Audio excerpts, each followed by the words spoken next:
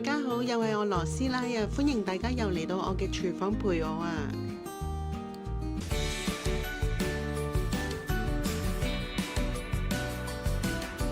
今日我哋會整嘅係乾煸四季豆。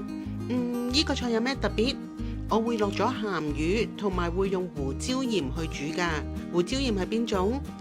平時我哋燒嘢食會買橙色蓋嗰種呢。用咗呢兩樣材料，真係野味好多㗎。好啦，唔講咁多啦，我哋睇下今日所需嘅材料先啦。首先，梗係洗乾淨各種材料先啦。四季豆我返嚟呢，就會用水清洗佢幾次，跟住會浸佢一陣。小心留意四季豆有冇俾蟲蛀喎，如果俾蟲蛀咗嗰啲就唔好要啦。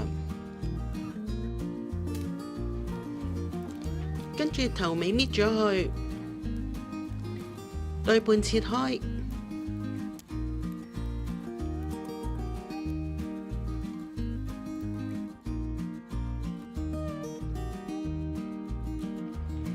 平時呢個餸呢，四季豆都會炸一炸先㗎，但係實在太多油啦。我哋今日改用氣炸鍋，180度炸佢10分鐘啦，咁樣就冇咁多油，負擔冇咁重啦。大家個氣炸鍋都唔同牌子啊，所以時間都可能有少少唔同。咁你哋就要因應返自己個氣炸鍋嗰個火力啦。炸到佢稍微乾身，有啲金黃色。咁就 OK 㗎啦。四季豆炸緊嘅同時呢，我哋就處理埋其他食材。蒜頭薑，將佢剁成蓉。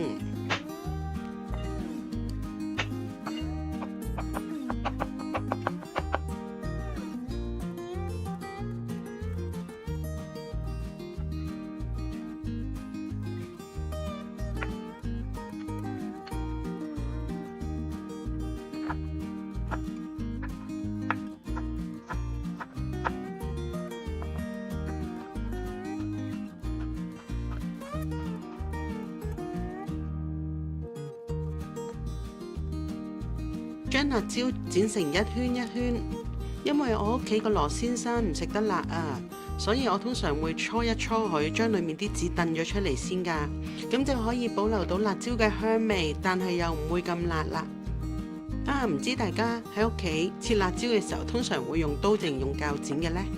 我就會用鉸剪啦，方便啊嘛。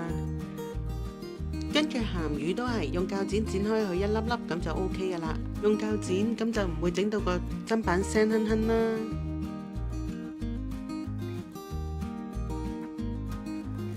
材料處理好晒之後，四季豆都啱啱好炸好啦。咁我哋就可以開始煮啦。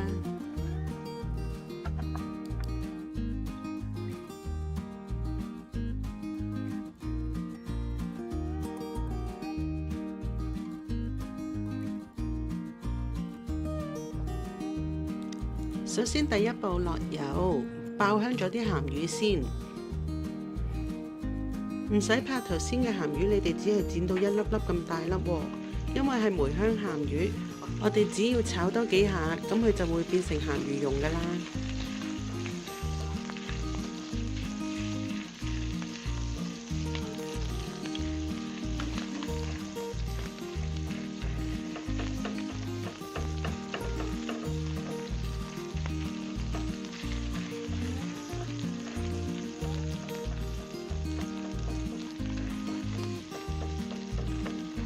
我哋一直爆香佢，直至到聞到鹹魚香味，咁我哋就可以落啲豬肉碎落去，繼續炒香佢。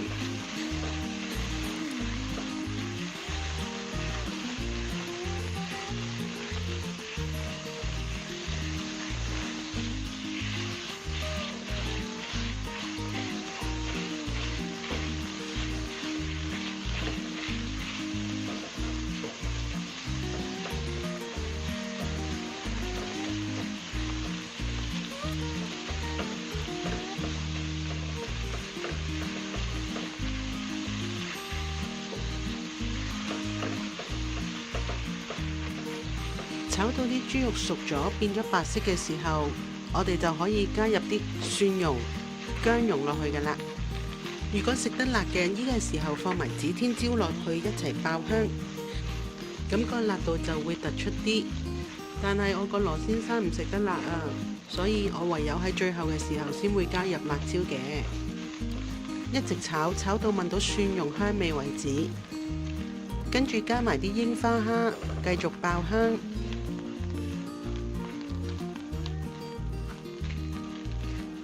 一直炒直至聞到櫻花蝦嘅香味之後呢，就可以加埋啲四季豆入去，再兜勻幾下，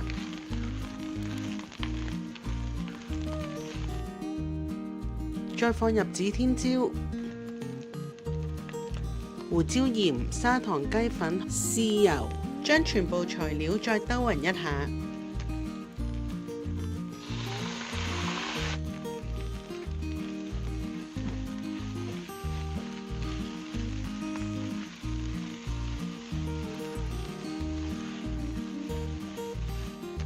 最後再加入1湯羹嘅鎮江醋，咁就可以熄火㗎喇。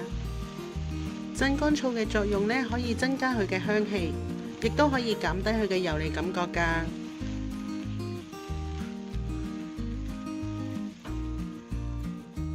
呢道菜咁就完成㗎喇，係咪好簡單呢？俾個提示你哋啊，煮呢個餸嘅時候記得要煮多啲飯啊！就連我屋企嘅羅先生平時唔食飯㗎，我煮呢個餸佢都會食2碗飯㗎。呢個餸真係超級好餸飯啊！